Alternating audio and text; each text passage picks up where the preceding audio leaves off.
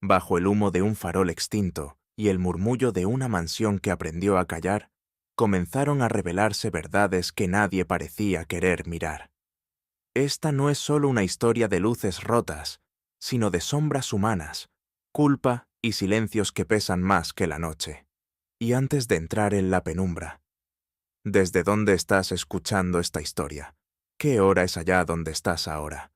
Déjamelo saber en los comentarios. Ahora respira hondo, afina tu instinto. La duda está a punto de encenderse. La mañana no llegó con luz, sino con una insistente penumbra gris que parecía recostarse sobre los tejados como un abrigo húmedo. Desde mi ventana en Baker Street, el mundo parecía dibujado en carboncillo, contornos difusos, sombras sin profundidad y un cielo bajo cuya neblina los pensamientos resultaban más densos de lo habitual. El humo de las chimeneas ascendía sin prisa, como si incluso él dudara del destino que le aguardaba en las alturas saturadas. Londres, normalmente bulliciosa, respiraba con una cadencia más callada, como si aguardara un anuncio o lamentara un presagio aún no formulado. La ciudad siempre ha tenido la capacidad de influir en el ánimo, mas aquella mañana lo hacía con una precisión casi quirúrgica. Los carruajes rodaban amortiguados, envueltos en una bruma que suavizaba cascos y voces. Recordé entonces que los días más turbios no eran necesariamente los más ruidosos, sino aquellos donde el silencio mismo parecía contener un mensaje, una advertencia susurrada por las calles empedradas. Sentí, al ajustarme el abrigo, que aquel amanecer no traía respuestas, sino preguntas. No sabría explicar por qué, pero algo en mi interior, una mezcla de intuición clínica y sensibilidad humana, me habló de una alteración en el pulso invisible de la ciudad, y obedeciendo a esa inexplicable invitación, eché a andar sin un destino concreto, dejándome guiar por la vibración extraña que parecía llamar desde algún punto más adelante, como una nota disonante que reclama ser identificada.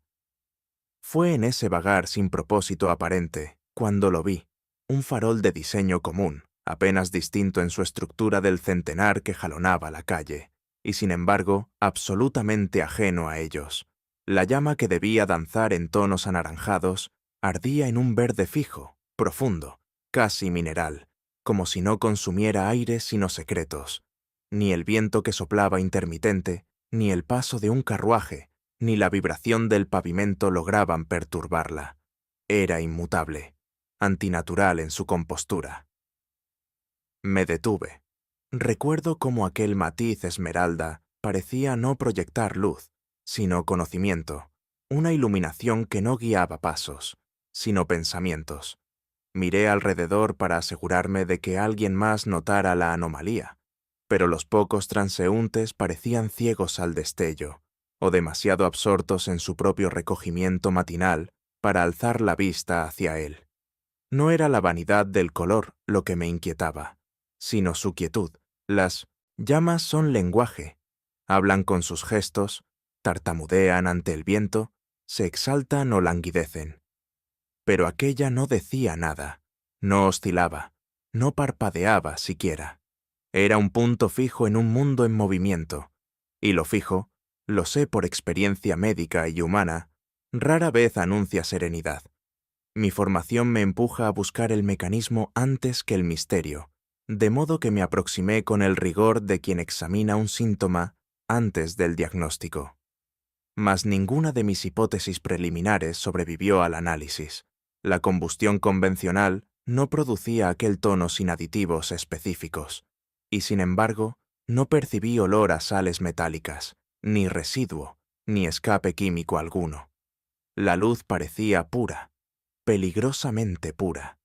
Intenté hallar la lógica climatológica, considerar la humedad, la presión, la refracción lumínica en niebla condensada, pero ninguna variable daba respuesta a ese color, ni a su quietud desafiante. Experimenté esa rara frustración del médico que reconoce un síntoma sin poder nombrar todavía la enfermedad. Era racionalmente imposible, y sin embargo, ahí estaba, perfecto en su imposibilidad. Debo admitir que mi fascinación se mezcló con una emoción menos académica, una punzada de inquietud que sentí en la base del esternón, como un aviso fisiológico de que esa llama no solo iluminaba, sino que observaba. No iluminaba la calle, me iluminaba a mí. Y sin admitirlo del todo, entendí que el misterio no solo pedía ser resuelto, sino que había elegido a su testigo. No oí sus pasos.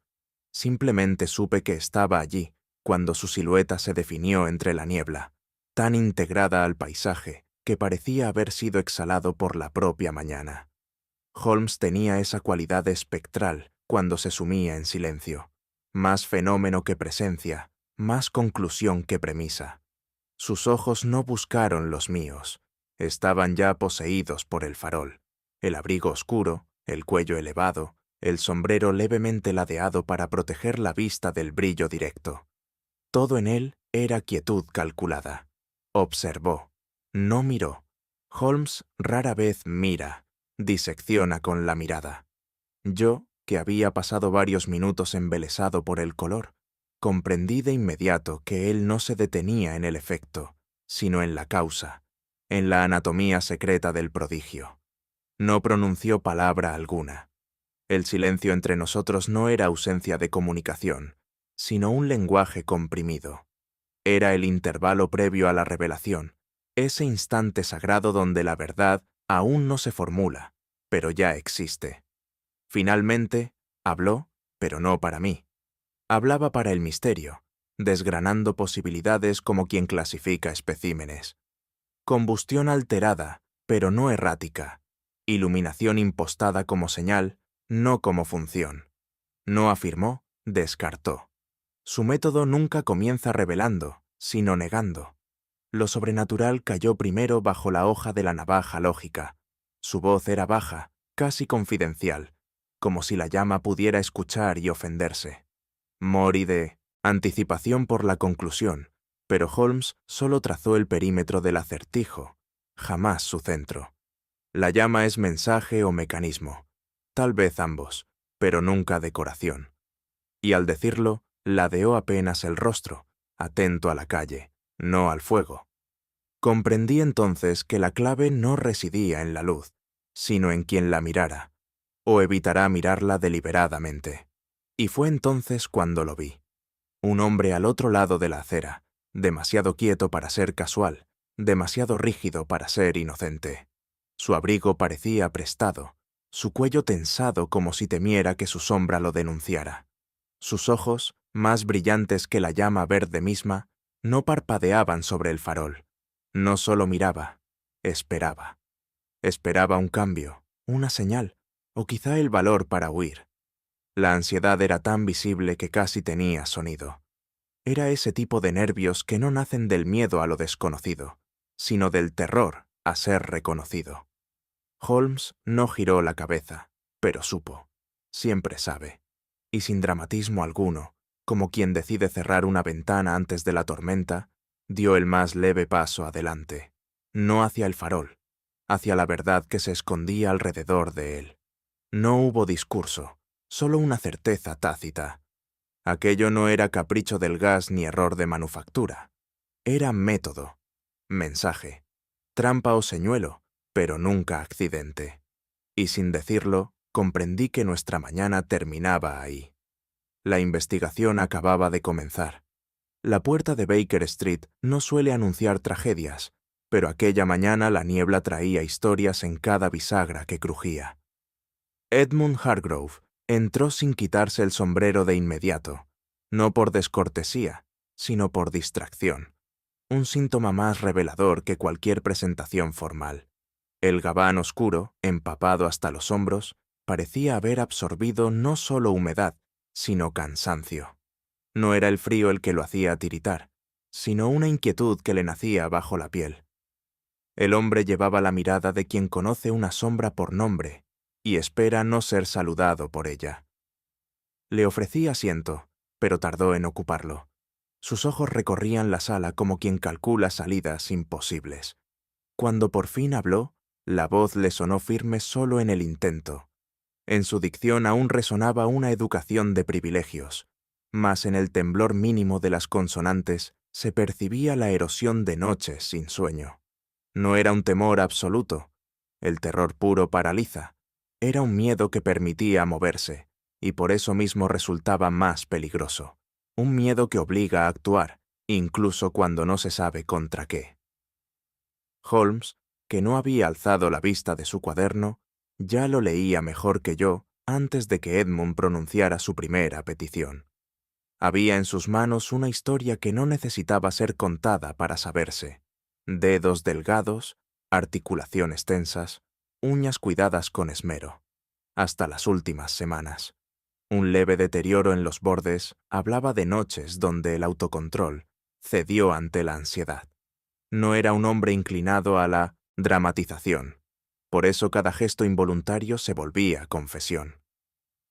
Cuando apoyó la taza de té que le ofrecí, el platillo tintineó apenas, lo bastante para revelar que el temblor no venía del viaje.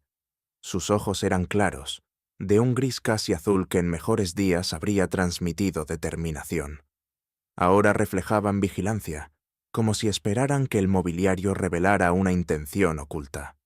No era paranoia sin forma, sino un estado de alerta aprendido, casi entrenado, como quien ha sido forzado a interpretar silencios ajenos durante demasiado tiempo. Holmes observaba sin interrumpir, con ese respeto frío que concede espacio a la verdad antes de desvestirla. No habló del problema, habló del origen, que en familias antiguas suele ser lo mismo. Con las manos rodeando la taza, como si necesitara del calor para sostener el relato, nos habló de un farol antiguo, legado antes que objeto, sentencia antes que reliquia. En los Hargrove no se hereda la casa, murmuró. Se hereda el deber de mantener la llama encendida. No era poesía familiar, era contrato moral. Quien descuidara el farol, según la tradición, vería desmoronarse su linaje desde adentro, como la fruta que se corrompe antes de mostrar su mancha. La maldición, por supuesto, nunca se recitaba completa. Solo se rozaba, como quien pasa la lengua por una muela rota para recordar el dolor sin provocarlo. Y, sin embargo, nunca faltó un Hargrove dispuesto a jurar que el miedo, más que la fe, había mantenido viva la tradición durante generaciones. Holmes no se inmutó, pero su dedo índice se detuvo una fracción de segundo sobre el papel. Era la pausa mínima que concedía a los mitos interesantes. Edmund no necesitó cerrar los ojos para verlo. La imagen lo perseguía despierto. Lo describió con la precisión de quien ha intentado olvidar sin conseguirlo. Hierro labrado en espirales discretas, vidrio grueso como si debiera contener algo más que luz, y esa llama verde, firme, inmóvil, casi pensativa. Ardía en una sala secundaria de la casa Hargrove, una estancia intermedia que no era salón ni pasillo, sino encrucijada. De niño, recordó, creyó que el color era un capricho artístico. De joven, una rareza química. Solo de adulto, comprendió que la inquietud no nacía del tono del fuego, sino de lo que permanecía inalterable en él, la quietud absoluta, como si la llama no consumiera combustible, sino vigilancia. Uno deja de verla, dijo, pero nunca deja de saberse mirado por ella. No fueron las palabras de Edmund las que más me inquietaron, sino las de quienes jamás se sentaron a la mesa. La servidumbre. Los criados hablaban poco entre sí, pero compartían un mismo patrón de silencios. Les escuché referirse a pasos que no marcan peso, puertas que terminan de cerrar cuando ya nadie las toca, y, lo más alarmante, rutinas repetidas sin razón aparente, como ritos aprendidos sin sacerdote. No hablaban de un fantasma, sino de una atmósfera. Pedagogía del miedo transmitida en gestos. No girar el rostro hacia el farol al pasar, no pronunciar su color en voz alta, no dejar jamás la sala en total oscuridad, salvo cuando debía estarlo. Allí la tradición se volvía enigma. Entonces llegó el objeto que quebró la solemnidad con su sola presencia. Un retrato familiar, pesado en marco y en implicación. Edmund juró que el semblante del antepasado pintado, Alaric Hargrove, fundador de la línea, no siempre había sido tan severo. Desde que el farol arde así, su expresión se endurece cuando nadie observa directamente, susurró. No hablaba de magia, sino de percepción, un matiz horrible y más creíble. La pintura no cambiaba. Cambiaba quien la miraba, moldeado por la sugestión, el cansancio, la expectativa del desastre. Holmes pidió verlo sin ironía. Esa fue la señal. La historia dejaba de ser folclore para volverse síntoma. Donde hay legado, hay disputa. Donde hay miedo, hay palanca. Edmund admitió lo inevitable. No todos en la familia lamentarían la ruina del apellido. Un pariente lejano, experto en la administración del dinero ajeno y la moral propia, aguardaba el colapso económico de la casa Hargrove para reclamar lo que no podía heredar por línea directa. El farol no solo mantenía viva una tradición, mantenía abierta una puerta legal que alguien esperaba ver cerrada por desesperación o locura. El miedo no era casual, era rentable. Holmes clavó la punta del lápiz sobre la página. No era interés, era cálculo. Finalmente, Edmund dejó caer lo que pesaba más que su apellido. Una carta sin firma, recibida 2 noches atrás. Breve, precisa, inevitable. La llama vigila. No todas las deudas se pagan con dinero. La amenaza no era teatral, era íntima. Sabían dónde herirlo. No pidió protección, pidió discreción. Si se sabe que temo, el apellido ya está perdido, dijo. No buscaba salvar su orgullo, sino el orden frágil que aún impedía el derrumbe. Holmes se puso de pie. No pronunció compromiso alguno, pero su silencio tenía forma de decisión. El caso había dejado de ser visita. Era destino. La niebla de aquella tarde no se limitaba a rozar la ciudad, la poseía. Cuando descendimos del carruaje frente a los portones de la mansión Hargrove, el mundo parecía haber reducido su respiración a un susurro gris. El caballo relinchó con un dejo de incomodidad. Incluso las bestias presienten cuando el silencio no es natural. Mis botas encontraron el suelo húmedo con un leve chapoteo, y un murmullo apagado corrió entre las ruedas del carruaje como si la misma calle hubiese exhalado al oírnos llegar. Holmes no pronunció palabra. Tenía aquella quietud activa que le conozco bien, no la del hombre que aguarda, sino la del que escucha más allá del sonido, del que analiza incluso lo que no se dice. Alcé la vista hacia los hierros oscuros del portón. Ninguna antorcha ardía para recibir visitas. Ningún guardia esperaba. La casa, más que silencio, parecía practicar la ausencia. Comprendí entonces que no veníamos a un hogar, sino a un escenario donde las preguntas ya llevaban tiempo respirando entre sus paredes. El caserón se elevaba como una lección de historia mal contada, hecha de piedra ennegrecida por inviernos que ya nadie recordaba, rematada por gárgolas que parecían haber sido talladas a partir del semblante de deudos perpetuos. La hiedra trepaba por sus lados como si reclamase un territorio que la familia había perdido hace décadas, y las ventanas, altas y estrechas, llevaban la severidad de ojos que observan sin pestañear. No se trataba de una casa abandonada, era algo aún más inquietante, una casa que no renunciaba a mirar. El viento no silbaba allí, murmuraba, como si conociese los pasadizos, los nombres y los secretos. Jamás había visto un edificio cuyo silencio fuese a la vez espera e invitación. Aquel lugar no solo estaba viejo, estaba consciente de su edad, orgulloso de ella incluso, como un linaje que se niega a morir, aunque la sangre ya no se recuerde a sí misma. El umbral se abrió sin bienvenida. Nos recibió un vestíbulo impecable, demasiado intacto para una casa que pretendía ignorar sus propias grietas. El aire estaba pulido, el silencio domesticado, pero fue el reloj lo que atrajo mi atención. Un imponente péndulo detenido exactamente a las 3:17. No era una avería, sino un gesto. Los objetos tienen su propio lenguaje cuando desean hablar. Ese reloj no había olvidado la hora, La había congelado. Holmes posó la mirada sobre él sin sorpresa. Era yo, más mortal en mis entusiasmos, quien sintió la punzada de inquietud, la leve alarma del hombre que entra en un lugar donde el tiempo no corre, sino que observa. Cuando di un paso, el eco no devolvió sonido alguno. Fue como si mis pasos hubiesen sido archivados, no repetidos.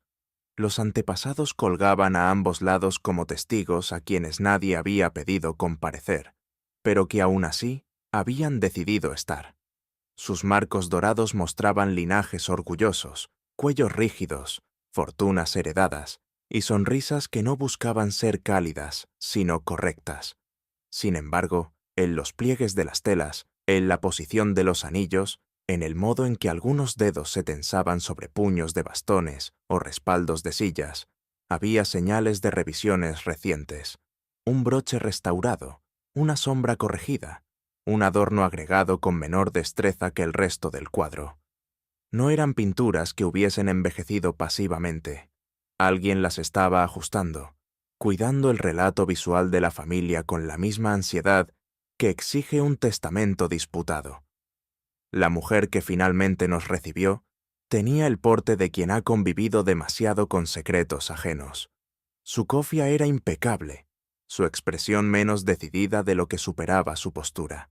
Respondía como quien empuja palabras cuesta arriba.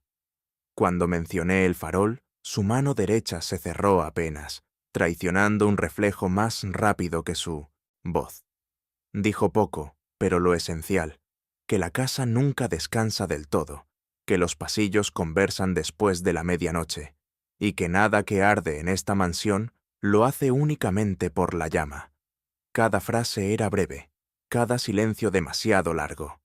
Sin despedirse, inclinó la cabeza y retrocedió, como quien ha dicho más de lo que le está permitido admitir. Lo hallamos en un nicho arquitectónico, casi venerado. No era un farol colocado, era un farol exhibido. Su cristal ámbar no coincidía con ninguna luz natural, y sin embargo, su brillo parecía respirar, débil pero seguro, como un corazón que se resiste a la quietud. La base, de hierro forjado, tenía grabados circulares tan gastados que parecían ruinas de un alfabeto anterior al lenguaje. No colgaba del techo ni descansaba en un mueble, estaba entronado. Recordé entonces las palabras de Edmund. No es solo objeto, es guardián. La casa no lo escondía, lo adoraba. Holmes no tocó la pieza, pero un músculo en su mandíbula se tensó apenas. Signo inequívoco de que lo que tenía ante sí no era símbolo, sino pieza funcional de un problema aún por comprender. Cuando avanzamos, comprendí que el pasillo no reproducía ecos, los confundía. Cada pisada parecía llegar con demora o adelantarse al presente, como si el corredor tuviera memoria selectiva. No oí murmullos concretos, apenas una presencia auditiva sin origen, similar a la sensación de ser recordado por alguien que jamás dijo nuestro nombre. Holmes caminaba a un ritmo exacto, escuchando no el sonido, sino la discrepancia entre sonido y tiempo. Un roce casi imperceptible, el de una manga, quizás, nos siguió unos pasos y luego desapareció. O no existió nunca. No supe decidirlo, y eso era precisamente lo perturbador, que la duda tuviese mejor comportamiento lógico que cualquier certeza que yo intentara formular. La biblioteca parecía el único lugar donde el polvo aún tenía permiso para vivir. Estanterías solemnes se alzaban cargadas de genealogías, códices de derecho patrimonial y tratados de heráldica. Todo hablaba de posesión, de tierra, de títulos, de nombres. Pero un libro, solo uno, estaba fuera de la geometría del orden. Era un volumen grueso, encuadernado en piel burdeos, sin inscripción legible. Donde debió haber título, alguien había rascado. La ausencia de un nombre era aquí un nombre por sí mismo. Lo toqué, esperando frío. Lo hallé tibio, como si hubiese sido sostenido no hace mucho. No era un libro escondido, sino un libro negado, apartado lo suficiente para ser visto, pero no reclamado por nadie. La puerta, entreabierta apenas, exhalaba una tentación equivocada. No se invita a entrar a lo prohibido. Sin embargo, allí estaba, descuidada a propósito. El picaporte presentaba rayaduras recientes, como si más de una mano lo hubiese tomado con prisa, y al ceder bajo mi empuje, reveló un cuarto sin otra identidad que la interrupción. Cajas desplazadas, muebles girados algunos, grados. Un orden roto no por abandono, sino por búsqueda. No hubo violencia, sino urgencia. Quien estuvo allí buscaba algo que ya sabía que debía encontrar, lo cual es más inquietante que buscar a ciegas. Holmes inhaló con la calma del sabueso que reconoce rastro aun cuando nadie ha corrido. Desde mi ventana, la mansión no dormía. La noche no la cubría, la custodiaba. Y yo, insomne por primera vez en años sin razón médica, supe que la quietud no era ausencia de peligro, sino la forma en que el peligro aprende a no ser visto. El silencio de esa mansión no era ausencia, sino acumulación. Lo comprendí la primera noche, cuando una de las criadas, una mujer huesuda de voz filtrada por años de cautela, me describió los susurros que recorrían los pasillos al borde del reloj nocturno. No eran gritos, ni siquiera palabras completas, sino sílabas que parecían nacer sin boca, sonidos que buscaban ser nombres sin lograr formarse del todo. Las otras sirvientas corroboraron el fenómeno como quien recita un credo indeseado. La penumbra pronunciaba, apenas, fragmentos de identidad. Una de ellas afirmaba haber distinguido el inicio de Edme. Otra juraba que no era humano, sino una vibración con forma de nombre. No hablaban del miedo como emoción, sino como hecho climático, algo que simplemente ocurre, como la humedad o el invierno. Confieso que lo que más me inquietó no fue lo que oían, sino la manera en que habían aprendido a no reaccionar. La ausencia del mayordomo, el señor Trowbridge, no tuvo dramatismo visible, y tal vez por eso resultó perturbadora. No hubo puerta forzada, ni grito, ni lucha. Se retiró a sus aposentos una noche y dejó de existir en la mañana. En su habitación encontramos orden, no calma, la cama intacta salvo por una depresión mínima, como si se hubiese sentado solo un instante. Un candil apagado con exceso de cuidado, y un pañuelo doblado de manera distinta a su costumbre. La única ruptura en la lógica doméstica era un abrigo que faltaba del perchero, aunque el clima no lo exigía. Nadie recordaba haberle visto salir, pero todos podían imaginárselo haciéndolo.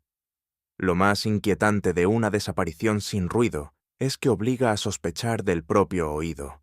No fueron únicamente los muros internos los que empezaron a adquirir testigos. Vecinos del lindero, carreteros tardíos e incluso un cura que cruzó la zona al anochecer coincidieron en un detalle. Figuras silenciosas se desplazaban como pensamientos sueltos cerca del farol, lo bastante densas para ser vistas, pero insuficientes para retener un rostro. No coincidían en la estatura, ni en la ropa, ni en el andar, pero sí en el elemento central de la visión, un fluir sin propósito aparente, como si alguien hubiese enseñado a la sombra a imitar la conducta de los vivos. Holmes escuchaba sin interrumpir, permitiendo que las diferencias se anulasen hasta revelar un patrón. No describían personas, sino un comportamiento. El objeto apareció entre papeles de inventario desactualizados, tan fuera de lugar que era imposible atribuirlo al azar. Una libreta pequeña, de lomo vencido, con una secuencia de nombres alineados como si una mano hubiese querido demostrar disciplina. Unos tachados, otros subrayados, algunos interrumpidos por signos bruscos que no eran abreviaturas, sino cancelaciones. No contenía fechas, pero sí una cronología implícita, el descenso del orden. La última página, incompleta, contenía un único nombre sin terminar. Comprendí entonces que no era un registro, sino una espera. La casa tenía 2 relojes, pero solo uno ejercía tiranía emocional. No era el sonido, era la puntualidad de la aflicción. Cada noche, exactamente a las 2:14, un lamento, breve, humano, pero no del todo, se desprendía del aire como un fruto tardío y desaparecía antes de permitir consuelo. Quien primero lo relató fue el cochero, hombre poco dado a florituras, cuya voz temblaba más por la precisión que por el sonido en sí. El lamento no variaba ni en duración ni en intención. Era como un golpe ensayado contra la puerta del alma. Si el dolor puede aprender disciplina, pensé, entonces también puede organizarse. Y cuando el sufrimiento aprende horarios, deja de ser accidente y se convierte en mensaje.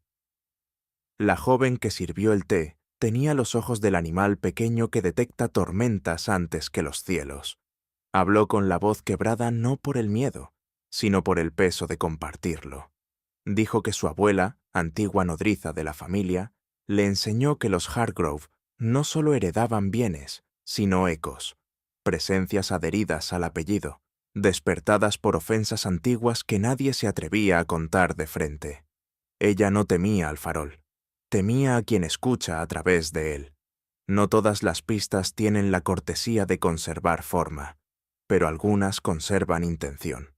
En la chimenea apagada hallamos una huella incompleta, registrada no en polvo, sino en ceniza removida, como si el pie hubiese dudado al apoyarse. El contorno no bastaba para definir un calzado, pero el gesto era inequívoco. Alguien se detuvo, giró y decidió no avanzar. Más revelador aún, el hollín trazaba una línea leve que no caía, sino que era llevado, formando un rastro con propósito, no con accidente. No era residuo, era dirección. Las versiones empezaron a chocar con la precisión de engranajes mal alineados. Lo que uno juraba ver, el otro aseguraba no haberlo vivido jamás. Las horquillas del testimonio no eran errores, eran escudos. La gente no callaba por ignorancia, sino para proteger la forma que les resultaba más tolerable del miedo. Holmes no buscaba coherencia, buscaba fisuras deliberadas, y las encontraba, una por una, en los silencios que se esforzaban demasiado por sonar naturales. El relato final del visitante, un comerciante de tabaco, hombre de rutinas más robustas que su propio escepticismo, fue el que obligó a la noche a quedarse sin coartadas. Volvía a su carruaje cuando oyó su nombre, no susurrado, sino dicho con un reconocimiento exacto, pronunciado desde un lugar donde no debía haber lengua. No vio labios ni figura definida, solo el contorno del farol y, adherida a él, una densidad que imitaba presencia. El nombre no fue pregunta ni reclamo, tampoco advertencia. Fue cita, y una citación no necesita exclamaciones, solo destino. El hombre no corrió. Algo mucho más inquietante. Obedeció un paso, como si responder fuese un reflejo más antiguo que la voluntad. Luego el sonido cesó, dejando el mundo no en silencio, sino en suspensión, como si aguardara la siguiente sílaba, o al siguiente nombrado. Holmes nunca se inclinaba ante los objetos con premura, los interpelaba con el juicio implacable de un anatomista ante un cuerpo mudo. Así lo vi aproximarse al farol aquella mañana, sin prisa externa, pero con una velocidad de razonamiento que convertía cada segundo en una incisión lógica. No alzó el cristal de inmediato. Primero permitió que la luz verde se depositara en su retina, como quien estudia la firma de una personalidad. La llama no se movía, lo cual era, por sí mismo, un dato. La quietud puede ser un síntoma, pero rara vez una casualidad. Me indicó con un ademán mínimo que observara el ángulo del fulgor contra la cúpula interna del vidrio. Noté entonces variaciones imperceptibles, pequeñas vibraciones cromáticas que no bailaban, sino que conspiraban con regularidad. Holmes no sonreía, pero había en sus ojos ese brillo tenue que anunciaba no entusiasmo, sino confirmación silenciosa de un patrón. «El verde», dijo finalmente, «es un delator confiable si se le sabe interrogar». No hablaba de superstición, sino de química. Me explicó que ciertos compuestos metálicos, al excitarse en la combustión, no arden, caracterizan. El verde no era encanto ni folclore, sino firma espectral de sales específicas, obedientes a la lógica antes que al mito. El sulfato de cobre, las trazas de boro, incluso ciertos residuos arsenicales, podían impartir esa tonalidad sin exigir prodigios. Cada color era un vocabulario, no un conjuro. Mientras hablaba, su dedo describía el borde del farol como quien subraya un texto antiguo y mal interpretado durante generaciones. Yo, que había mirado la llama con inquietud y algo de sobrecogimiento, sentí cierto rubor intelectual al comprender la elocuencia científica que había pasado por alto, escondida en la paleta del fuego. No necesitó laboratorio, solo intención. En la chimenea de la biblioteca, improvisó, con precisión casi doméstica, un ensayo modesto. Un pellizco de polvo aquí, una astilla preparada allá, una corriente de aire dosificada con apenas el gesto de abrir un leve resquicio en la compuerta. La combustión habló de inmediato en un dialecto verdoso idéntico al del farol, apenas menos teatral por modestia de escenario. Nada ritual, pura reacción. Holmes observó el resultado sin júbilo, como quien confirma la hora con un reloj, que ya sabía correcto, y luego me miró con sobriedad satisfecho. La naturaleza no era caprichosa, solo obediente a quien sabía instruirla. Si el fuego era mensajero, alguien le había enseñado el mensaje letra por letra. Giró entonces el farol hacia la luz matinal y el vidrio reveló lo que la noche había ocultado por glamour y superstición. Había un sedimento tenue, una pátina microscópica que no pertenecía al polvo doméstico, sino a la intención humana. Residuos adheridos por manipulación y no por tiempo. Con un trozo de tela húmeda, Holmes retiró una muestra que dejó un trazo apenas visible, casi nácar, casi ceniza, casi declaración. No era combustión accidental, era aplicación. Alguien había tratado el cristal como superficie de trabajo, no de contemplación. El farol no era reliquia, era aparato. Holmes, con paciencia de maestro sin vanidad, delineó el procedimiento como quien dicta una receta culinaria, no un grimorio. Sales pulverizadas, vehículo aceitoso, aplicación en la curvatura interna, combustión alimentada desde mecha tratada, no improvisada. El misterio no exigía alquimia, sino método y oportunidad. Lo sobrenatural no era obra de otro mundo, sino del nuestro, con mejor iluminación y peores intenciones. El boticario del poblado tenía ojos cansados, de hombre que ya ha visto demasiadas enfermedades del cuerpo, y algunas del ánimo. Confirmó, con prudencia de quien teme ser citado como testigo, que ciertos compuestos podían adquirirse sin levantar sospecha. No negó, tampoco afirmó. Su silencio era más informativo que una declaración jurada. El miedo no solo se fabrica en hornos, también en dispensarios. Holmes articuló entonces la hipótesis mayor. El miedo, cuando es rentable, deja de ser emoción y se convierte en artesanía. Aquello no buscaba aterrorizar al espíritu, sino administrar la voluntad ajena. No era posesión, era posesión de decisiones, y alguien estaba cobrando intereses sobre el pánico. Agachado junto a la base del farol, descubrió surcos mínimos, pequeñas abrasiones paralelas, casi invisibles si no se sabía qué buscar. Marcas de herramienta, no de edad, no de desgaste, sino de acción. La mano que las dejó no creía en espectros, creía en la eficacia. El autor no era espectador de la leyenda, era ingeniero de la misma.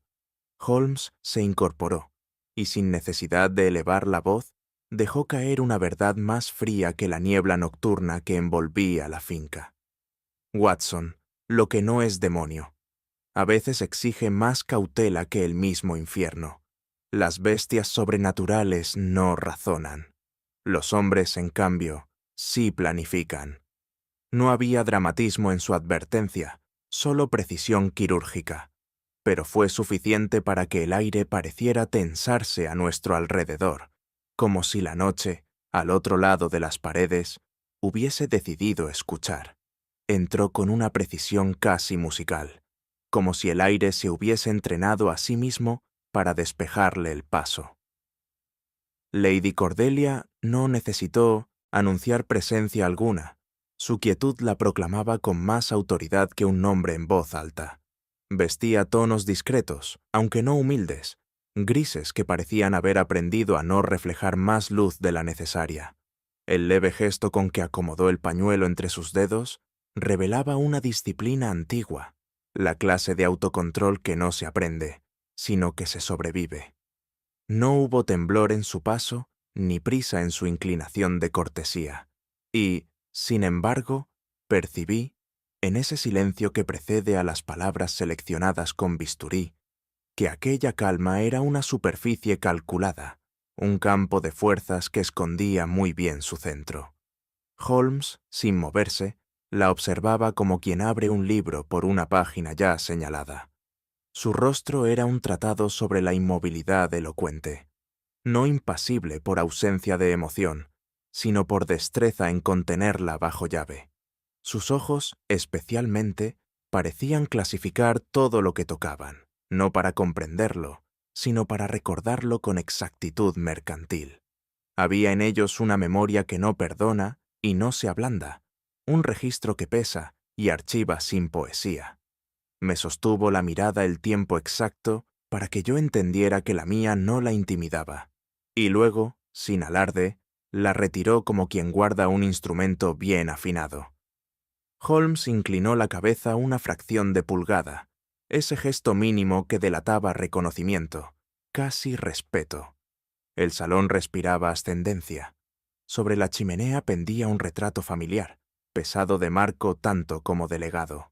Cordelia lo señaló con una sutileza distante, casi desdeñosa, pero cuando Holmes preguntó por la antigua marca en el lateral de la pintura, una hendidura estrecha, antigua, su voz no llegó a pronunciar explicación alguna. Dijo poco, apenas nada, lo justo para dejar claro que había historia, pero no invitación. La línea de su mandíbula se tensó de manera imperceptible, como lo hace la madera que disimula una grieta interior. El salón entero pareció guardar silencio por ella. El té fue servido no como cortesía, sino como estrategia. Cordelia sostuvo la taza con una elegancia estudiada, y el vapor ascendió como la única sustancia honesta en la conversación.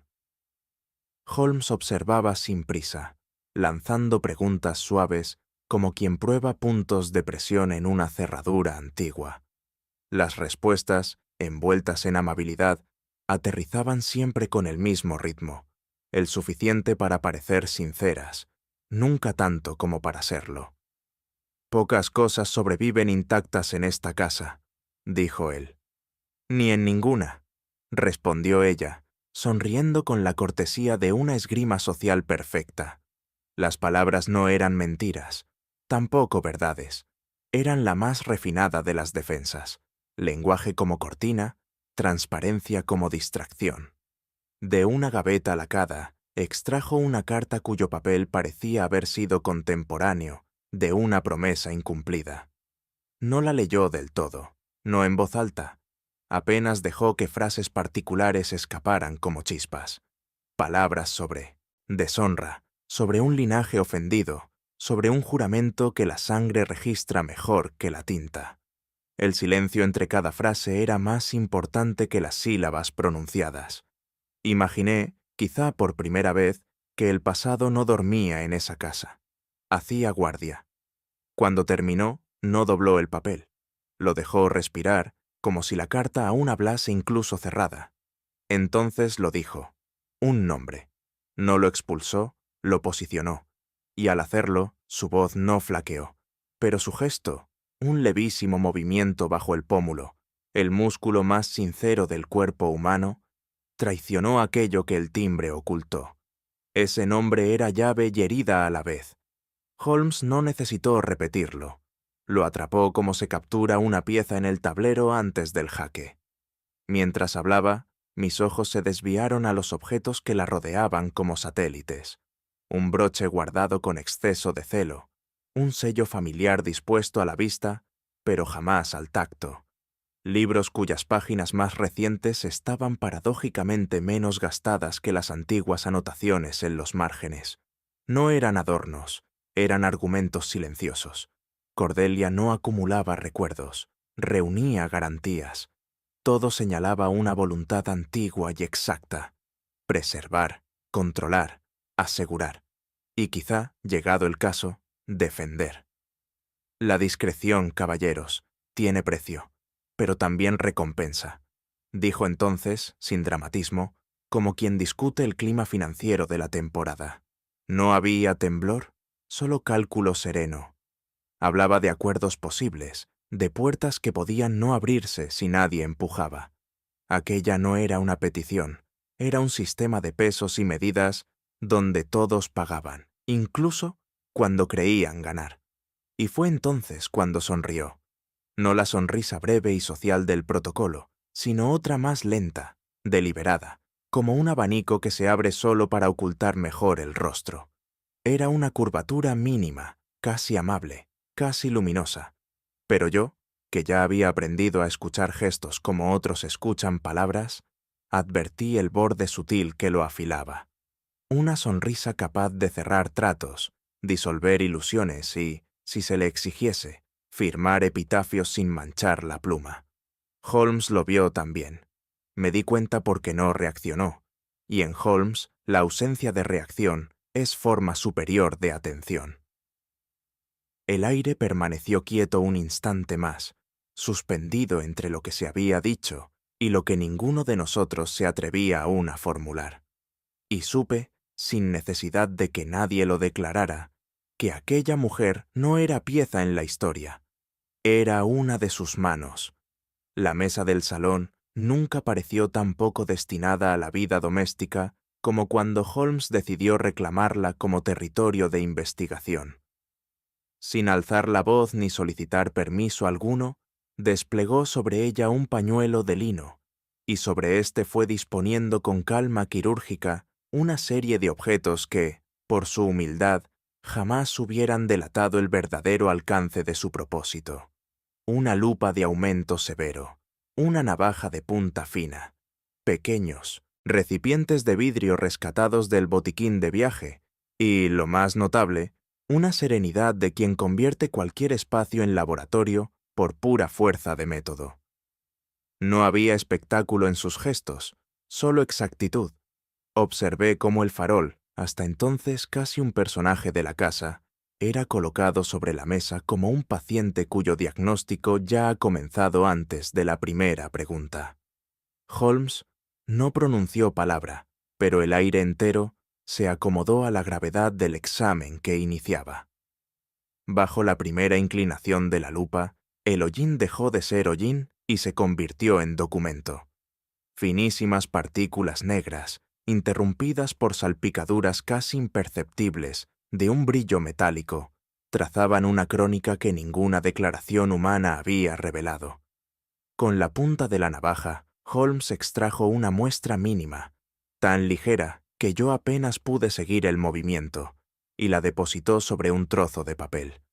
Aquellas motas, vistas a distancia, eran manchas. Vistas desde el método, eran autoría.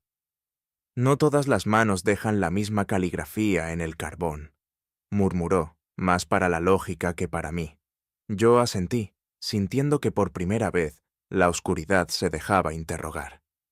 Cuando el borde del cristal fue examinado, la investigación abandonó el terreno de los residuos y entró en el de la intención. Allí, casi invisibles al ojo desnudo, ciertas líneas no respondían al azar ni al desgaste doméstico. Eran demasiado rectas para ser cicatrices del tiempo, demasiado deliberadas para ser accidentes. Formaban secuencias, mínimas curvas que reptaban como letras que no deseaban ser leídas. Holmes giró el farol apenas un grado, y aquellas marcas encontraron la luz exacta para delatarse. No eran adornos, eran lenguaje diminuto, un susurro trazado con deliberación y oculto a plena vista. El olor, hasta entonces ignorado por mi propia nariz, adquirió sentido cuando Holmes rozó el hollín con la yema enguantada y lo acercó a una diminuta tira húmeda. Hubo una reacción, ligera pero innegable. «Fósforo», declaró. No necesitaba ser sofisticado. Bastaba con ser reciente. El rastro hablaba de encendidos, repetidos, insistentes, casi rituales, ejecutados con un método poco elegante, pero efectivo. No era el trabajo de un químico brillante, sino de una voluntad obstinada. La ciencia, incluso rudimentaria, obedecía aquí a un objetivo muy humano. Las marcas, examinadas en secuencia, comenzaron a revelar patrones. Holmes no descifraba símbolos, descifraba comportamiento. Allí donde una línea era más profunda, había énfasis. Donde era breve, prisa. Donde se interrumpía, duda o interrupción. Ajustando la lupa, aisló grupos, repeticiones, intervalos que ahora parecían latidos. Una inicial no buscaba decorar, buscaba señalar. Una fecha abreviada no registraba memoria, fijaba coordenada. Nada tenía olor a superstición. Todo olía a intención. El misterio no era fantasmal, era administrativo, casi estratégico, y, por ello, infinitamente más peligroso. Holmes se puso de pie y comparó la textura del hollín con otras superficies de la habitación, como si la casa misma fuese un archivo físico esperando a ser leído. Silla, cortina, repisa, metal, tela. Cada objeto respondía con una identidad distinta de polvo y contacto. Cuando una coincidía, la oía mentalmente como un engrane encajado. Las coartadas murmuradas por la servidumbre, que yo mismo había considerado plausibles por cortesía humana, comenzaron a deshacerse, no ante la sospecha, sino ante la evidencia muda de las superficies tocadas por las manos incorrectas. Fue un fragmento, ínfimo, casi orgulloso de su anonimato, el que terminó traicionándolos. Adherido a una arista del farol, resistiendo la limpieza, había un residuo textil quemado, una fibra apenas teñida de un matiz particular, ni rojo, ni borgoña, ni castaño exacto, sino una mezcla costosa, infrecuente, de las que no se adquieren sin intención. Yo lo habría considerado una mota irrelevante. Holmes lo contempló como quien reconoce un apellido en una carta sin firma. La casa tenía muchas telas, pero solo una, recordé con un estremecimiento, compartía aquel tono. Un vestido guardado en el ala restringida, tan fuera de uso como de explicación. Interrogué al criado con la suavidad que uno prodiga a quien aún presume inocente, pero la verdad, cuando se incrusta bajo la uña o en la grieta de la palma, no pide permiso para revelarse. El hombre hablaba con la cadencia aprendida de la obediencia, hilando excusas con un esmero casi creyente, hasta que noté el hollín. No en su historia, sino en su mano. Era una negrura fina, reciente, imposible de justificar en quien jura no haber tocado lámpara, fuego ni metal. No hizo falta elevar la voz. La evidencia, como el silencio, pesa más que cualquier tono. Holmes, de regreso a la mesa, comenzó a ensamblar la secuencia como quien ordena constelaciones. ¿Quién encendió? ¿Quién sostuvo? ¿Quién limpió tarde? ¿Quién mintió temprano? No necesitó dramatizar. Los hechos mismos estaban cansados de esconderse. El farol era el centro, pero no el propósito. Era la firma luminosa de un mecanismo mayor. Una coreografía destinada a ser vista, temida y malinterpretada. Lo habían tocado muchas manos, pero una sola intención. Y entonces, con ese tono que no celebra hallazgos, sino que los clasifica, Holmes habló. El farol, explicó, no era advertencia de ultratumba ni artificio de leyendas domésticas. Era señal, era escenario, era mensaje cifrado a simple vista, diseñado para provocar temor y distracción a partes iguales. Su fuerza no radicaba en el fuego, sino en la interpretación que otros harían de él. Lo sobrenatural era la coartada más económica. El terror, la herramienta más eficiente. Yo sentí un leve estremecimiento, no por lo inexplicable, sino por lo contrario, porque ahora todo comenzaba a tener una forma peligrosa y humana. Holmes no concluyó con triunfo, sino con prudencia. Aún quedaba un autor por nombrar y un propósito mayor por desnudar. Y cuando el miedo deja de ser niebla para convertirse en voluntad, no es el misterio lo que amenaza, sino la mente que lo concibió. La verdad no estaba oculta, estaba esperando ser creída. Nunca olvidaré la forma en que Holmes reclamó el silencio sin elevar la voz. No fue una orden, sino una alteración del aire, una pausa tan deliberada que incluso el reloj, de haber funcionado, habría parecido impropio. El salón, pesado en cortinajes color vino y lámparas disciplinadas por la penumbra, se convirtió en un auditorio sin butacas, donde cada respiración aguardaba turno. Holmes, de pie, no alzó las manos ni necesitó del gesto dramático. Bastó la quietud exacta con la que dobló sus guantes y los depositó a un costado, como quien declara, lo accesorio ha terminado. Nos explicó que la reunión sería privada no por delicadeza, sino por necesidad lógica. Cuando hay miedo en circulación, dijo, las conclusiones se contaminan como el agua que pasa por tuberías oxidadas. El razonamiento exige espacio y, sobre todo, silencio verdadero, el que no solo calla bocas, sino expectativas, fantasmas y teorías cómodas. Mi corazón, aunque médico y soldado, reconoció la tensión del momento.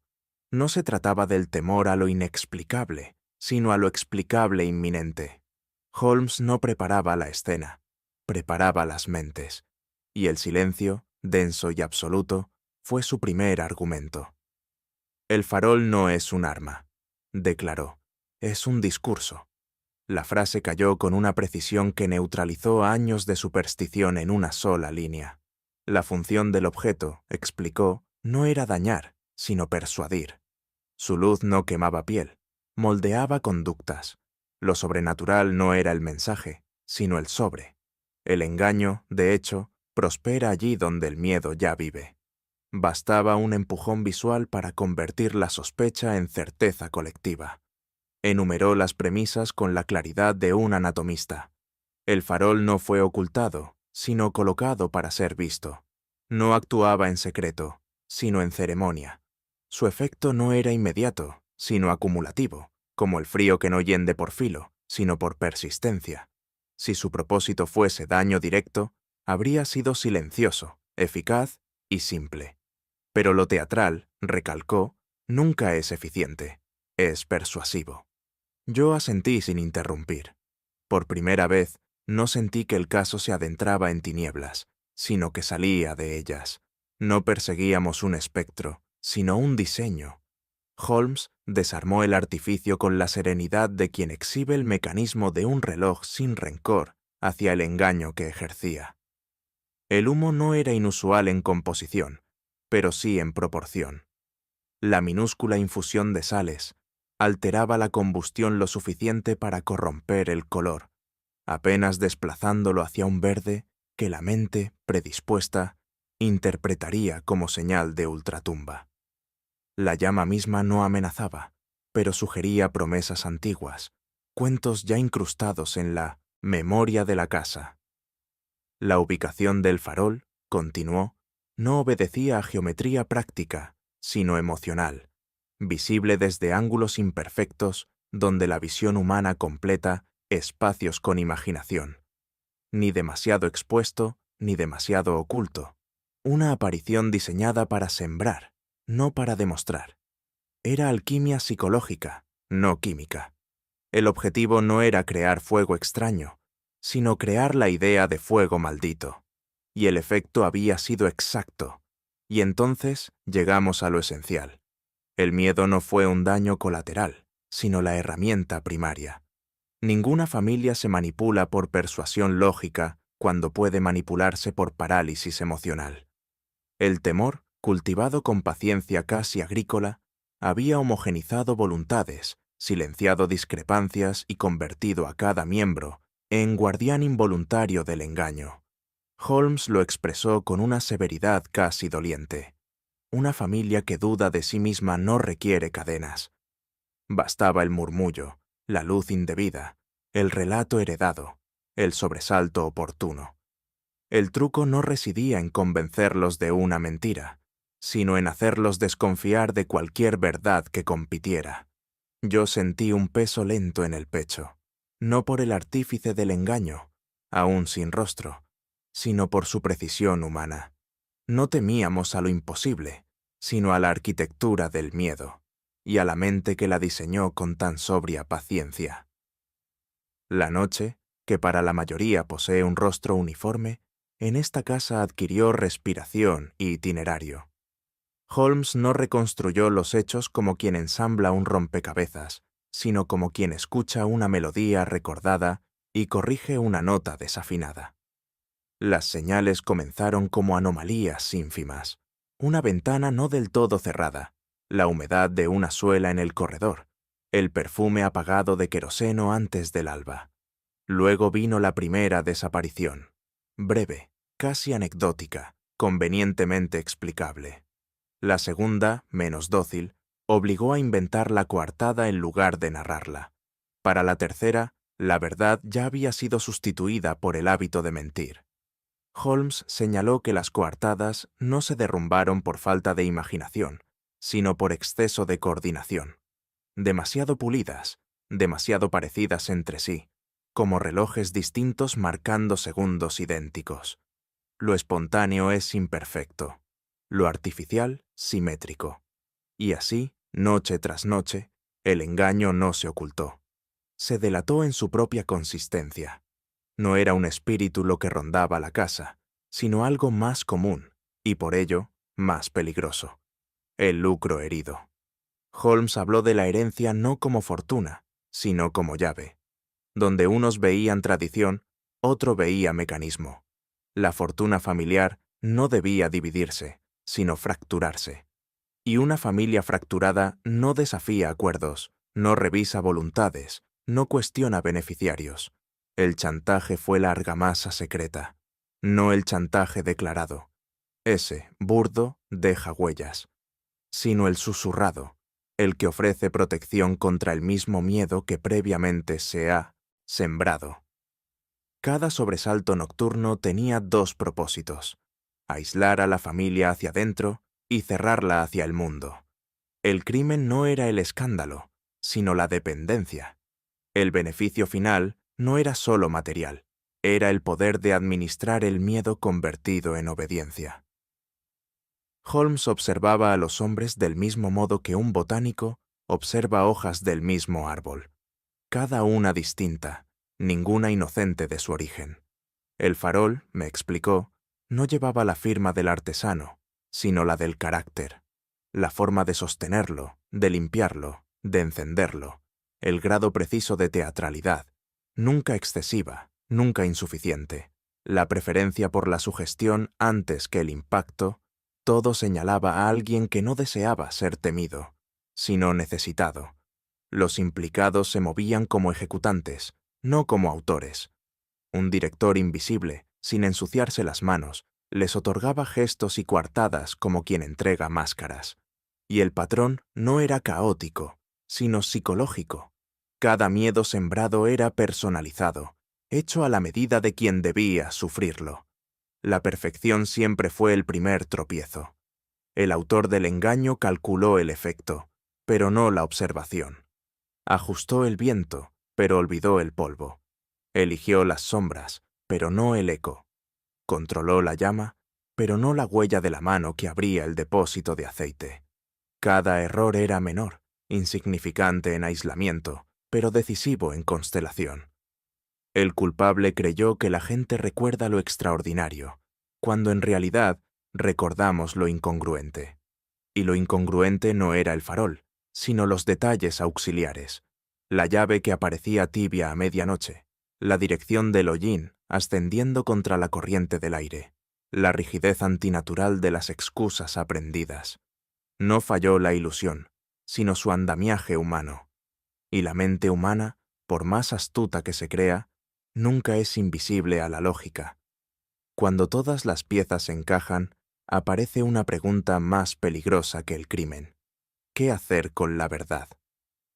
Holmes lo dijo sin énfasis, pero con una gravedad que obligaba a escuchar. La justicia no siempre se equilibra con el castigo. A veces se equilibra con la elección correcta del castigo. Exponer al culpable destruiría más que una reputación.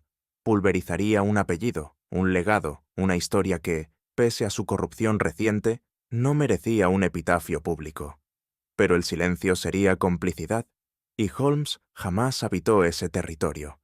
El dilema no era revelar o callar, sino cómo hacerlo sin convertir la verdad en otra forma de ruina. Yo comprendí entonces que resolver el misterio era la porción sencilla de su oficio. La parte verdaderamente humana, la peligrosa, era decidir qué hacer con la resolución. Holmes se puso de pie, no como quien finaliza un discurso, sino como quien inicia un desenlace. El miedo fue el arma, la herencia el motivo, la familia el rehén y la confianza el punto de acceso, resumió. Esa frase, tan clara como un rayo sobre terreno abierto, transformó sospechas en certeza tangible. No había gloria en la deducción, solo necesidad. Dio instrucciones con la precisión de un general que ha esperado demasiado la batalla. Custodiar discretamente el farol, recuperar las cartas de chantaje antes del amanecer, impedir contacto entre los implicados hasta que la verdad fuera presentada sin adornos ni refutaciones prefabricadas. El siguiente movimiento no buscaría espectáculo, sino inevitabilidad, y mientras guardaba su cuaderno, percibí que el silencio que antes nos rodeaba ya no era incertidumbre, era anticipación. La tormenta no anunció su llegada, simplemente ocupó la noche, como un visitante con demasiada autoridad para llamar a la puerta. El cielo se volvió materia sonora. Trueno, agua, choque. La mansión respiró un suspiro largo y crujiente, como si los muros conocieran secretos que preferían no recordar. Desde la biblioteca vi cómo el viento se arrojaba contra los ventanales con el celo de un mensajero impaciente.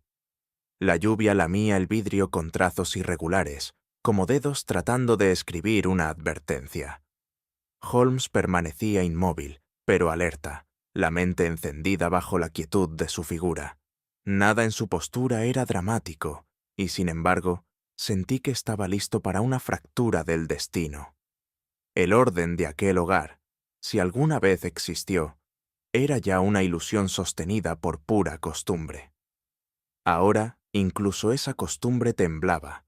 No hablaba, pero su silencio tenía forma de presentimiento.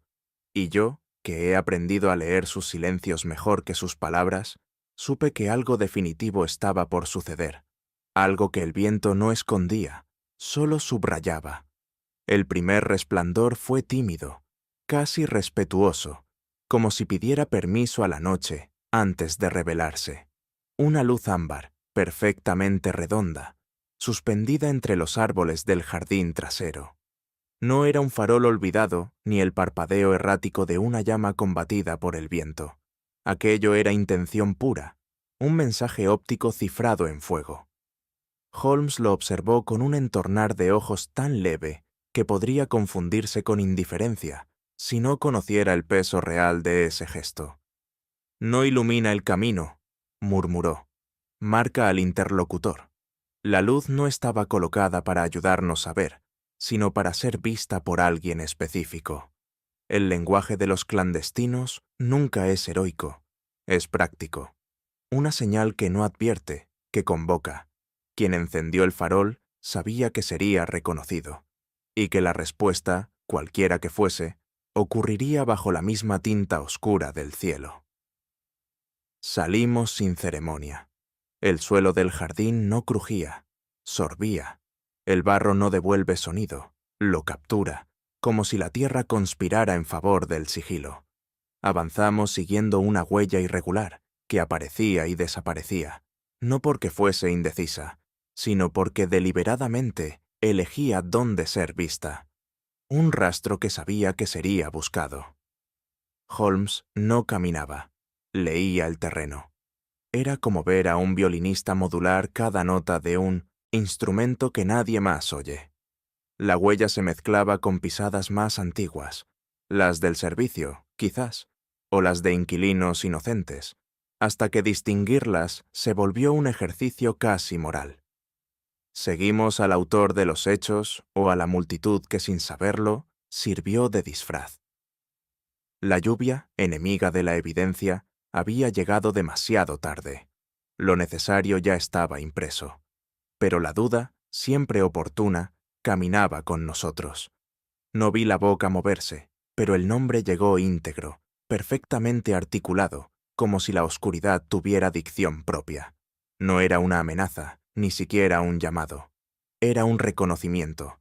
La voz nasal, templada, casi amable, y sin embargo, más afilada que un grito. La luz del farol vibró con un parpadeo mínimo, un acento visual perfectamente sincronizado con la sílaba final del nombre. No fue casualidad, fue coordinación, arte sombrío. Holmes inclinó ligeramente la cabeza, no como quien concede sumisión, sino cortesía estratégica. Yo, en cambio, sentí el pulso reclamar presencia en la garganta, porque comprender un mensaje no lo vuelve menos peligroso, lo vuelve íntimo, y lo íntimo, en el crimen, es la antesala de lo ineludible. El primer movimiento no fue un ataque, fue una declaración de existencia. Una figura surgió del umbral móvil de la penumbra, compacta, silenciosa, decidida. No esperaba ser descubierta, esperaba ser inevitable, y ese rasgo, la ausencia de sorpresa, fue, en sí mismo, una forma de agresión calculada. El sendero se estrechaba allí donde las raíces rompen la simetría del diseño humano. El barro traicionaba el equilibrio, como si el suelo hubiese elegido bando. Yo perdí la firmeza en el primer giro. Holmes, no. Su cuerpo se inclinaba con la lógica de quien anticipa la resistencia del mundo físico con la misma precisión con que anticipa la del mundo criminal. No hubo palabras, solo desplazamiento, solo intención enfrentada a intención. El caos no era colateral, era herramienta. La figura lo había previsto, casi invitado, y sin embargo, en ese cálculo, en esa confianza en el desorden, yo advertí por primera vez el margen, mínimo, pero real, donde una deducción brillante podría todavía torcer el destino. No fue un estruendo lo que quebró la noche, sino una ausencia. El silencio se partió de un modo extraño, como si una pieza del mundo hubiera sido retirada sin permiso. No hubo estallido de pólvora, ni chispas, ni eco. Solo una alteración sutil del aire, un golpe seco amortiguado por diseño, no por azar. Mi instinto tardó un segundo más de lo que me habría gustado en reconocerlo. Violencia en estado puro, ejecutada con la elegancia de quien evita ser recordado por el sonido. Holmes giró el rostro con una rapidez ágil, animal, imposible de enseñar en academias. Yo, en cambio, sentí el latido del mundo contra mi sien antes de comprender el mensaje. No necesitábamos ver el arma, bastó la intención del acto. En ese intervalo mínimo, los agresores ganaron lo único que el crimen siempre ansía: ventaja, penumbra, sigilo y confusión. La noche no ocultó el golpe, lo firmó. Nunca comprendí del todo la expresión ver la vida en un instante, hasta que sentí el filo de la noche inclinarse sobre mí. No hubo dramatismo, solo una certeza médica, fría como un diagnóstico inevitable. Estaba demasiado cerca. No diré que vi la muerte, pero sí su método de aproximación, que es más elocuente aún. Mi cuerpo reaccionó antes que mi mente, como hacen los soldados y los hombres que han sido adiestrados por lo irreversible. Y sin embargo, en ese segundo suspendido, noté detalles diminutos que la cotidianidad me había negado. La manera en que la tela empapada amortigua el sonido. El patrón irregular de una pisada, cuando pertenece a alguien que cree estar calculando cada paso. El temblor mínimo que delata no miedo, sino anticipación. No pensé en mí, sino en la ironía precisa del instante. La información más clara siempre se revela cuando la vida mide su distancia más corta. Y fue esa claridad, áspera y lúcida, la que me mantuvo en pie. El barro debería contarlo todo, Es un cronista honesto, pero incluso los mejores testigos pueden ser engañados. Seguimos el rastro fresco, evidente, casi desafiante, hasta que simplemente dejó de existir. No se hizo más tenue, no se dispersó, terminó, como una frase que alguien decide no acabar. Holmes se arrodilló con una devoción casi ceremonial. No se podía borrar una huella sin más. Había que interrumpirla con intención, desviarla, recoger al caminante o elevarlo de la escena. Un hilo invisible, un atajo premeditado, una ayuda externa. Quizá un carruaje aguardando, quizá brazos cómplices, quizás un pasadizo disfrazado de naturaleza. La ausencia, comprendí, era más elocuente que cualquier presencia, y a cada paso que no encontrábamos, la inteligencia del plan se volvía más inquietante. Lo hallamos donde la noche era más negra, precisamente a los pies del farol que nunca alumbró para él. Yacía como quien no ha terminado de caer, sino que fue interrumpido entre dos mundos. No hubo agonía larga, ni resistencia contada en marcas del suelo. Todo había sido cálculo, precisión y una luz usada como señuelo perfecto. El farol no iluminó su rostro, lo expuso. Atrajo la esperanza de ser visto y al mismo tiempo borró la posibilidad de ver. Qué ironía cruel que la misma claridad que prometió salvación sirviera de firma al engaño. No diré que lo reconocí de inmediato, pero comprendí enseguida que su destino no fue personal. Fue instrumental. Era una pieza movida para ser capturada, un símbolo de que la trampa no solo existía, sino que funcionaba. El amanecer no trajo claridad, trajo contraste. La niebla, en retirada, reveló daños y silencios como quien levanta una sábana antes de estar preparado para lo que esconde. La casa estaba intacta en su forma, pero no en su verdad. Los cristales rotos no eran la herida más profunda. Lo eran las pausas nuevas entre quienes hablaban, el peso distinto de las miradas, la certeza compartida de que todos ignorábamos más de lo que sabíamos. Había piezas sobre la mesa del mundo, pero nadie poseía aún la mano que las ordenara. Cada indicio parecía legítimo hasta compararse con el siguiente.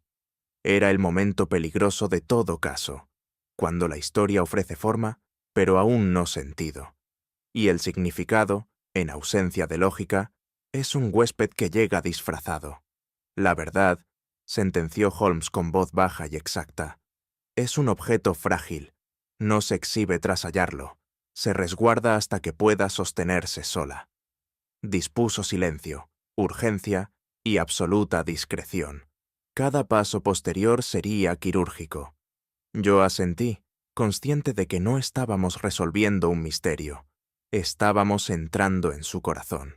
A continuación presento cada subheading, desarrollada en orden, en narrativa continua de Watson, respetando tonalidad, estilo, continuidad y mínimo de palabras por sección. El salón no había sido diseñado para confesiones, y sin embargo esa noche, ninguna otra función le habría resultado más natural. El farol, depositado ahora como una reliquia rota sobre la mesa central, parecía exigir silencio por derecho propio. Todos obedecían, no tanto por respeto como por temor a quebrar una calma que era, a todas luces, provisional. Holmes, erguido a un lado de la chimenea, aguardaba sin prisa, con la quietud de quien conoce el momento exacto en que la verdad deja de ser opción para convertirse en inevitabilidad. No invitó a nadie a hablar, simplemente estuvo allí, permitiendo que el peso de su atención hiciera el resto. Los presentes, incapaces de sostenerle la mirada por más de un segundo, terminaron dirigiéndola al farol, como si de ese vidrio ennegrecido surgiera la única versión aceptable de los hechos. Finalmente, un carraspeo rompió el mutismo, y la historia, sin ceremonia, empezó a rendir cuentas. Fue el tío Armitage, el menos esperado, y quizá por ello, el más creíble. Su voz, baja y erosionada por noches sin descanso, no buscaba indulgencia, solo precisión. Dijo haber aceptado un encargo aparentemente menor, Vigilar la ubicación del farol en horas específicas, asegurarse de que no se moviera, no hacer preguntas. Lo relató como quien describe una grieta en la pared, sin emoción, con vergüenza tácita, hasta que la grieta, nombrada, se vuelve irreparable. No había odio en su tono, ni astucia, únicamente la resignación del hombre que no se cree protagonista de nada hasta que comprende, demasiado tarde, que lo ha sido.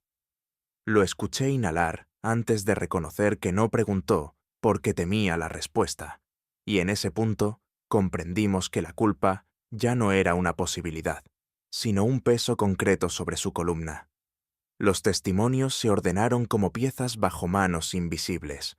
Horas, puertas, pasillos, un crujido, un silencio, una sombra que atravesó la galería sin temblor. Holmes no intervino. Se limitó a corregir con el arco de una ceja, como si los hechos, no él, poseyeran autoridad. La noche en cuestión, lo supimos, comenzó con banalidades. Un vaso mal colocado, un reloj adelantado, el olor tardío de una lámpara mal apagada.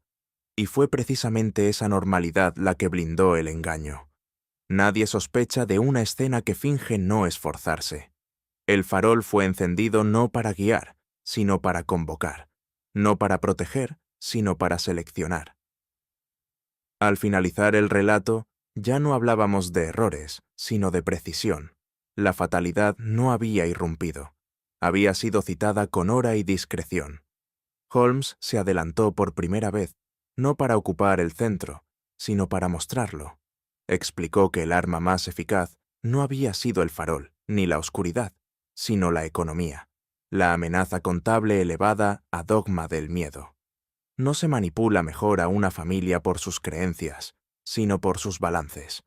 El chantaje no fue explícito ni teatral, fue goteado como humedad detrás de los muros, lento, seguro, invisible hasta que el daño está hecho.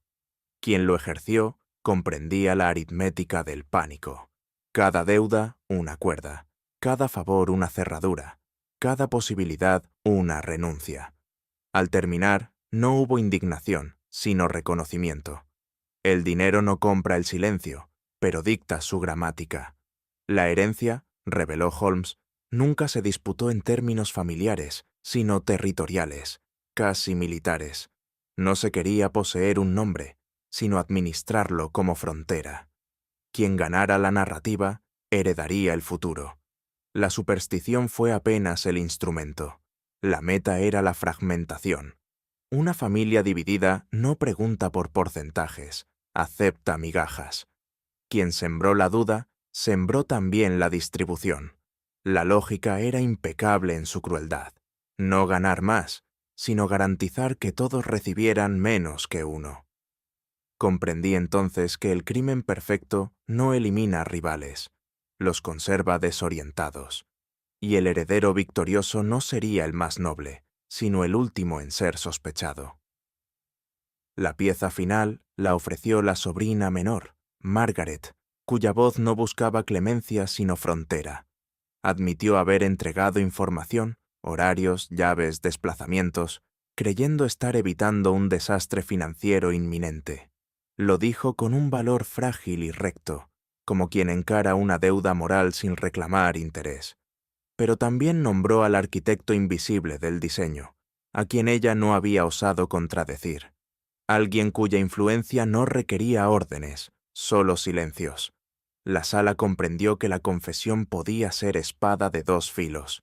Salva a quien la ofrece de la sospecha del cálculo, pero la encadena para siempre a la memoria del daño. Y aún así, Margaret no apartó la vista.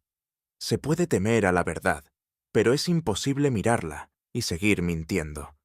Hasta ese instante, Lady Cordelia había permanecido intacta, como mármol entrenado para respirar. Pero hay momentos que no necesitan volumen para quebrar una fortaleza. Basta la exactitud. Fue un detalle mínimo, una inicial pronunciada sin reverencia, una fecha citada sin temblor, lo que la rozó con precisión quirúrgica. No hubo aspaviento, solo un ligero desfase en su respiración.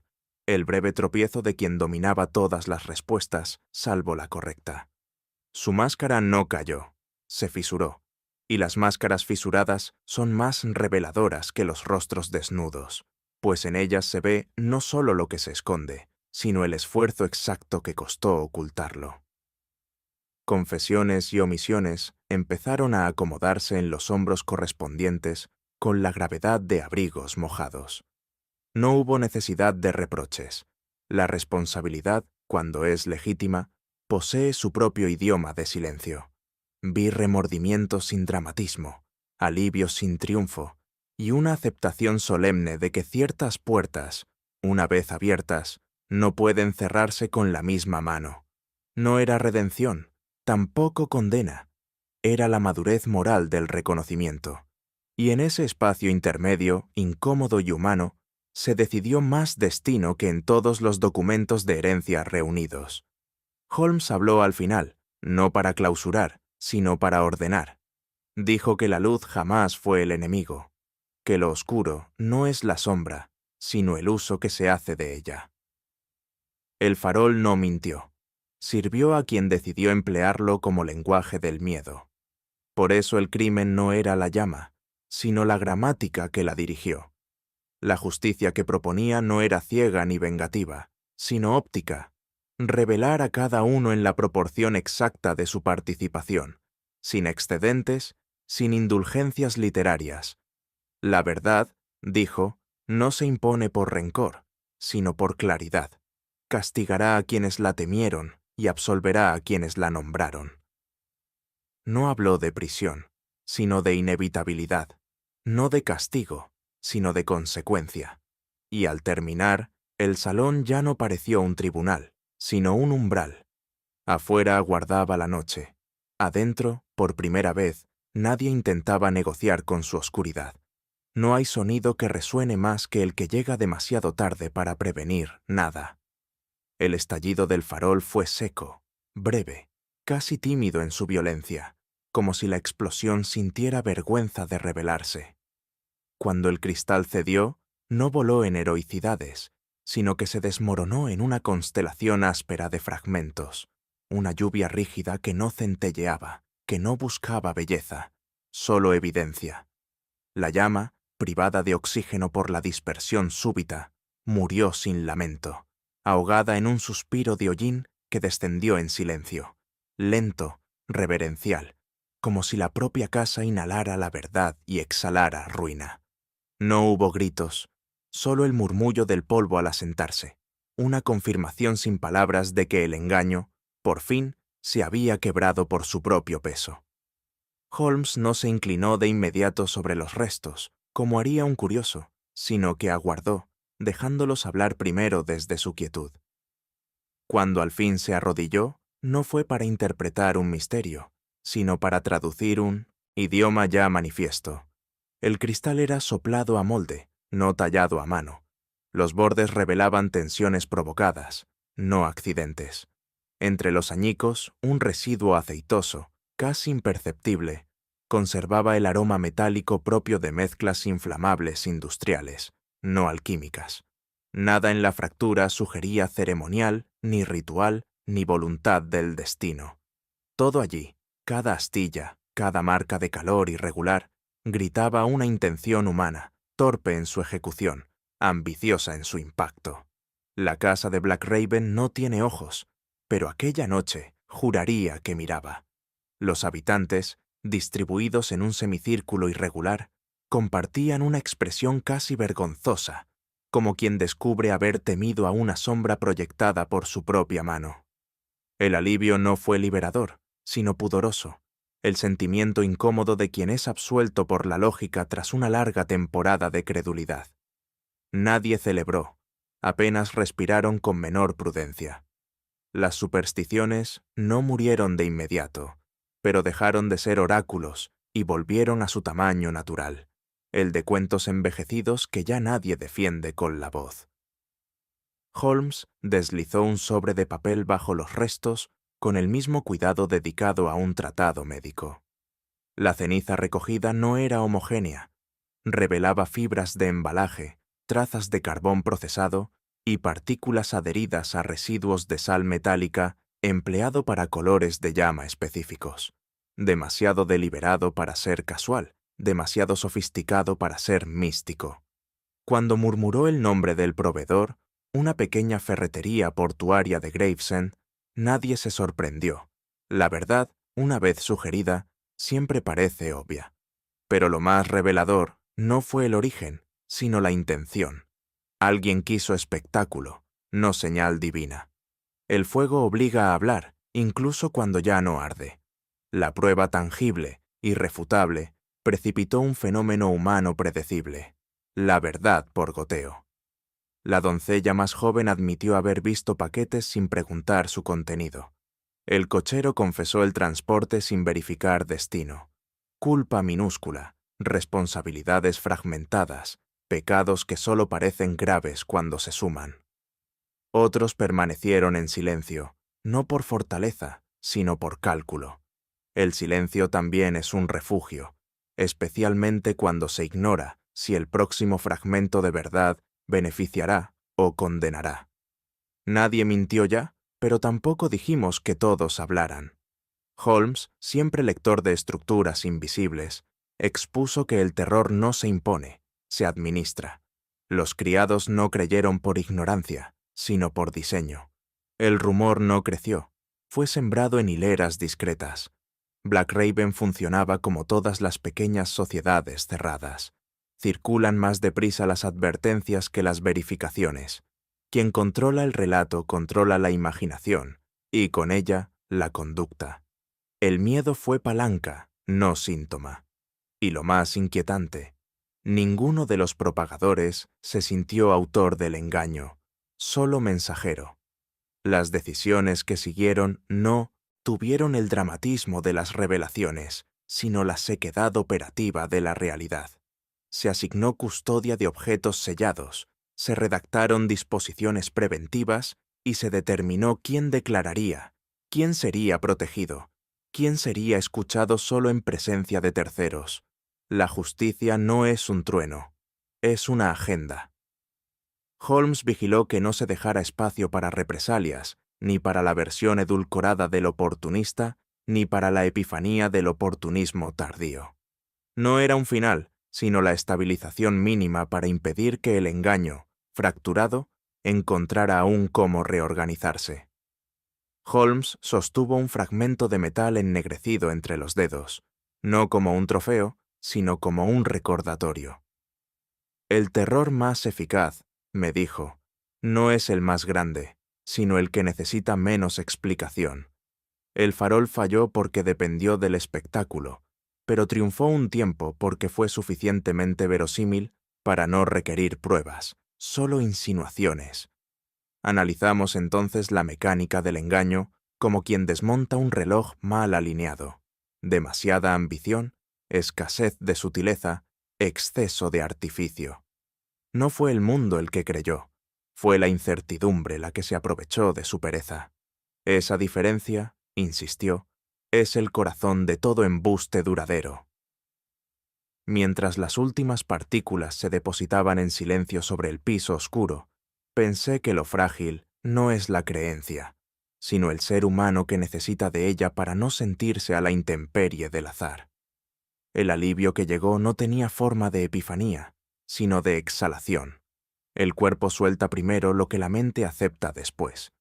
La paz que siguió no fue victoria, solo ausencia de ruido. Me descubrí pensando que la verdad no ilumina como una lámpara nueva, sino como una llama que por fin deja de temblar.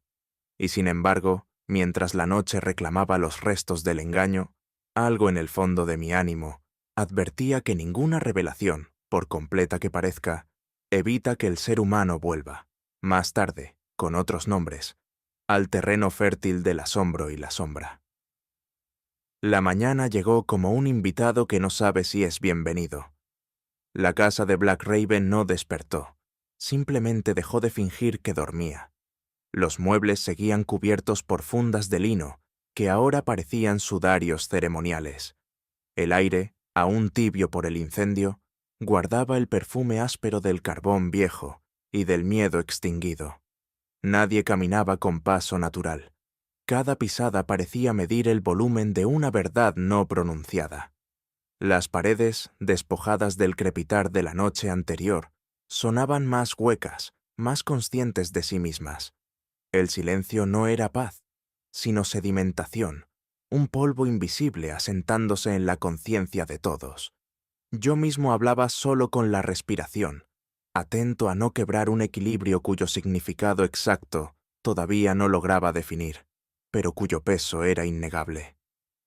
Los habitantes aparecieron como si hubieran pasado años bajo el agua. El alivio no tenía forma de sonrisa, sino de hombros que por fin descendían unos milímetros.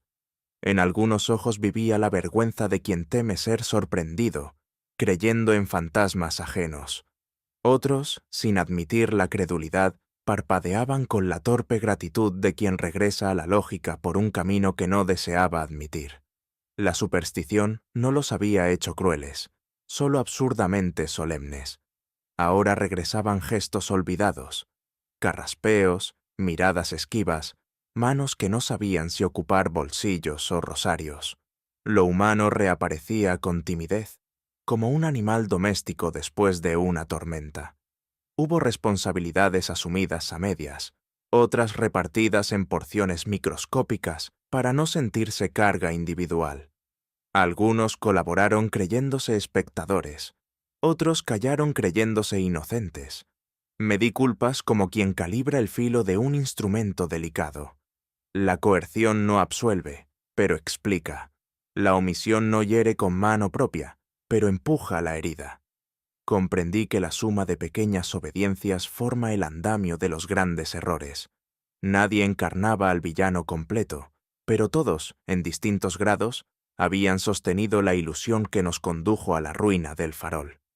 Aparecieron cartas que la conciencia empezó pero nunca selló.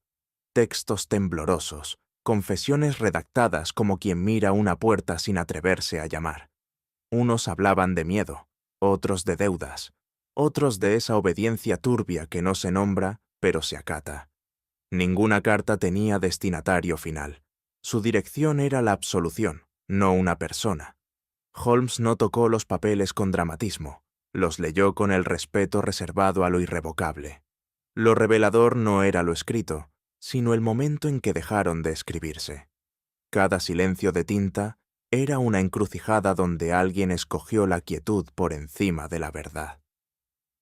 Nos sentamos sin ceremonia, donde el fuego había muerto, como quien conversa en un umbral simbólico. Le dije a Holmes que la lógica explica los actos, pero raramente consuela. Él respondió con esa calma que parece frialdad hasta que uno aprende a escuchar sus matices. La compasión no corrige, Watson, pero permite que la corrección no destruya lo que aún puede salvarse. Le pregunté si alguna justicia puede ser pura cuando nace del miedo. Sonrió apenas, sin humor. La pureza es un lujo de los desenlaces que nunca conocieron el peligro. No necesitábamos elevar la voz. El incendio ya había pronunciado los argumentos por nosotros. Jamás un objeto pidió narrar tanto sin hablar. El farol no solo ardió, explicó. Fue metáfora involuntaria de esta casa, donde la luz no se encendía, se administraba. Donde la sombra no caía, se distribuía. Era modesto en tamaño, pero gigantesco en significado, la prueba de que una comunidad puede temer a la lámpara que ella misma diseñó. Entendí entonces que la mecha no era el combustible real. El verdadero incendio era la necesidad humana de encontrar un culpable luminiscente, visible, consumible. Holmes habló como quien no emite veredictos, sino coordenadas. El hombre no teme a la oscuridad, dijo. Teme a no controlar quién sostiene la luz. No había reproche en su tono, solo anatomía moral. Explicó que preferimos culpables concretos a causas abstractas, lámparas que culpar en lugar de manos que cuestionar. La verdad, añadió, no es un destello benévolo, es un quinqué exigente que obliga a mirarse antes de alumbrar la habitación. Ninguno de los implicados había querido matar, solo dirigir el resplandor. El crimen nació no del odio, sino del miedo a quedar fuera del círculo iluminado. Al terminar, comprendí que aquella sentencia no buscaba castigar intenciones, sino corregir la geometría de la luz en la conciencia humana. No hubo discursos, solo decisiones con la voz baja de lo urgente. Se reforzó la custodia de archivos, se reorganizó la servidumbre con criterios visibles, no susurrados, y se asignó a cada quien tareas que sustituyeran sospechas por ocupaciones. Las promesas no se proclamaron, se deslizaron como monedas discretas sobre un mostrador antiguo. No buscaban redención, solo evitar reincidencias. Era la administración silenciosa del aprendizaje colectivo, con más pudor que épica. Me marché comprendiendo que la luz no es defensa ni amenaza, sino recordatorio. No protege del abismo, pero señala su borde. La llama que vimos morir no selló una historia, la subrayó. Y mientras el carruaje se alejaba, supe que recordaríamos ese resplandor no por lo que mostró, sino por lo que nos obligó a admitir sobre nosotros mismos, incluso en su desaparición. Hay verdades que iluminan y otras que queman. Aquella noche comprendí que la oscuridad no es la ausencia de luz, sino la incapacidad de sostenerla. El farol no cayó por accidente. Cayó porque alguien necesitaba que el mundo dejara de ver. Holmes tenía razón, como casi siempre, pero incluso la razón deja cicatrices. Si algo aprendí, es que los misterios no terminan cuando se resuelven. Se quedan a vivir en nosotros, como una llama que no alumbra. Pero recuerda, si hubieras estado allí, frente a la verdad que podía destruir una familia, ¿la habrías dicho en voz alta o habrías protegido el silencio? Déjamelo saber en los comentarios. Si esta historia te acompañó, te inquietó o encendió tu curiosidad como lo hizo conmigo, te invito a dejar tu like, compartir este relato con alguien que ame los misterios y escribir tu teoría o reflexión. Cada voz agrega luz a las sombras del caso. Y si deseas seguir recorriendo enigmas conmigo, suscríbete. Aquí, la verdad nunca duerme.